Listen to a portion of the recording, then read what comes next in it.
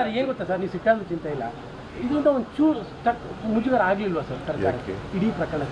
ಸರ್ಕಾರ ಏನು ತಪ್ಪು ಮಾಡದೇ ಮುಜುಗರ ಯಾಕಾಗುತ್ತೆ? ನೋಡಪ್ಪ, ಯಾರು ತಪ್ಪು ಮಾಡಿದ್ದಾರೆ ಅವ್ರ ಮೇಲೆ ಕ್ರಮ ತಗೊಂಡಿದ್ದೀವಿ, ಗೊತ್ತಾಯ್ತಾ? ಸರ್ಕಾರಕ್ಕೆ ಮುಜುಗರ. ಹಾಗಾದರೆ ಇದರಲ್ಲಿ ರಾಜೀನಾಮೆ ಕೊಟ್ರಾ? ಕುಂಭಮೇಳದಲ್ಲಿ ಇದು ಮಾಡಿದವರು ಒಂದು ಸೇತುವೆ ಬಿದ್ದೋಯ್ತು, ಅವತ್ತೇ ಕಟ್ಟಿದ ದಿನನೇ ಇನಾಗ್ರೇಷನ್ ಮಾಡಿದೆ, 100 ಜನ ಸತ್ತೋದ್ರು. ಆಗ ಮಾಡಿದ್ರ? ರಾಜೀನಾಮೆ ಕೊಟ್ರ ಪ್ರೈಮ್ ಮಿನಿಸ್ಟ್ರು? ನೀವೆಲ್ಲ ಕೇಳಿದ್ರ? ಹಾಂ, ಕುಂಭಮೇಳದಲ್ಲಿ 50-60 ಜನ ಸತ್ತೋದ್ರು, ಕೇಳಿದ್ರ ನೀವು? ಅವ್ರು ರಾಜೀನಾಮೆ ಕೊಟ್ರ? BJP ಅವ್ರು ಕೇಳಿದ್ರ? ಓಲಿ ಕುಮಾರಸ್ವಾಮಿ ಕೇಳಿದ್ರ?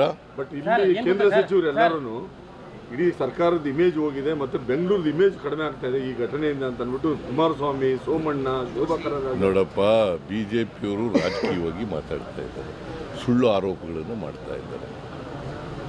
ನನಗೆ ಇವು ಯಾವುವು ಕೂಡ ನನ್ನನ್ನು ಕರೆದ್ರು, ಚೀಫ್ ಸೆಕ್ರೆಟರಿ ಹೇಳಿದ್ರು ನನಗೆ, ನಾವೆಲ್ಲ ಫಂಕ್ಷನ್ ಅರೇಂಜ್ ಮಾಡಿದ್ದೀವಿ ಸರ್, ನೀವು ಬರ್ಬೋದು ಅಂತ ಹೇಳಿದ್ರು.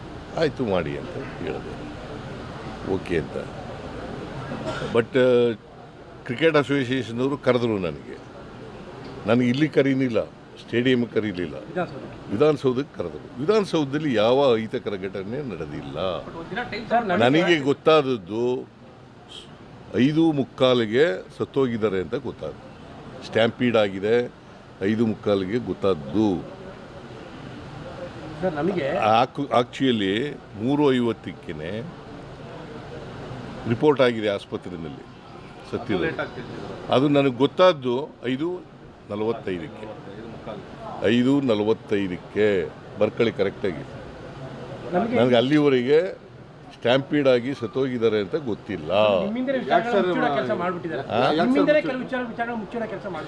ನನ್ನ ಹಿಂದೆ ಮಾಡಿದ್ದಾರೆ, ನಾರ್ಮಲ್ ಕೋರ್ಸ್ನಲ್ಲಿ ಮಾಡಿದ್ದಾರೆ.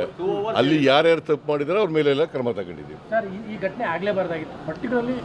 ನಾನು ಈಗಲೂ ಕೂಡ ಈ ಘಟನೆ ಸಂಭವಿಸಬಾರ್ದಾಗಿತ್ತು. ಎಲ್ಲಿ